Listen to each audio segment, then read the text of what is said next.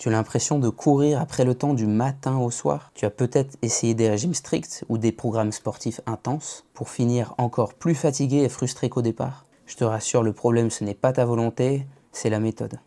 Dans cette vidéo, on va voir comment transformer ton énergie et ta forme physique de manière durable, sans sacrifier ta vie sociale et passer 2 heures par jour à la salle de sport.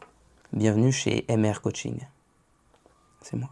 Le premier piège, c'est de vouloir tout changer du jour au lendemain. On se lance à 200% et 2 semaines après, c'est l'abandon. La clé, c'est de choisir des actions suffisamment simples pour être répétées chaque semaine sans effort mental insurmontable. Toutes les petites actions accumulées font qu'à la fin, tu arrives à monter beaucoup plus haut. On imagine une pyramide, on fait une pierre bout à bout et toutes les pierres mises ensemble arrivent au sommet.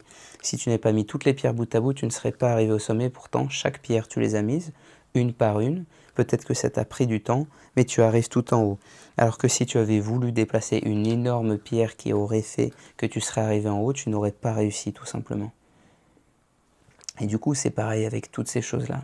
On a beaucoup de schémas, beaucoup de choses qui ont été réglées depuis le départ de notre vie, depuis peut-être après, en fonction de notre environnement, de l'environnement justement dans lequel on a grandi, les choses qu'on mangeait depuis qu'on est tout petit, notre alimentation en général, nos schémas avec notre famille, avec nos amis. Et tout ça forge qui on est aujourd'hui. Et du coup, tu ne peux pas partir d'un endroit et penser arriver à l'endroit B si tu n'as pas fait le travail pour.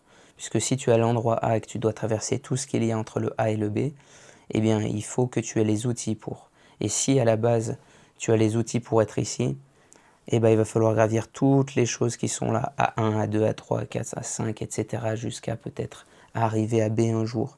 Et pas de panique, tout va bien, ça prend le temps que ça prend, mais il faut passer par ces étapes pour arriver jusqu'au bout.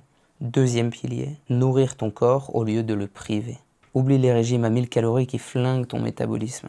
On cherche de l'énergie constante, pas des coups de barre à 14 heures. L'important, c'est de manger des choses qui soient saines, qui soient gourmandes, avec lesquelles tu prends plaisir et qui ne te contraignent pas trop. Pour un repas équilibré, il faut une portion de glucides, une portion de lipides, une portion de protéines.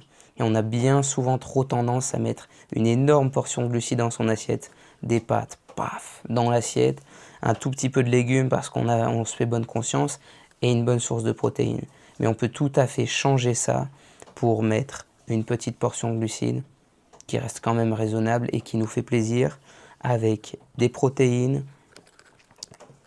des bons légumes et puis pourquoi pas une petite sauce fait avec du fromage blanc et avec de la crème légère, fait avec amour. Si tu veux faire un point sur ta situation actuelle et définir un plan personnalisé par rapport à toi et à ton rythme, je t'offre un appel bilan de 15 minutes totalement gratuit et sans engagement. Le lien Calendly est juste en bas dans la description.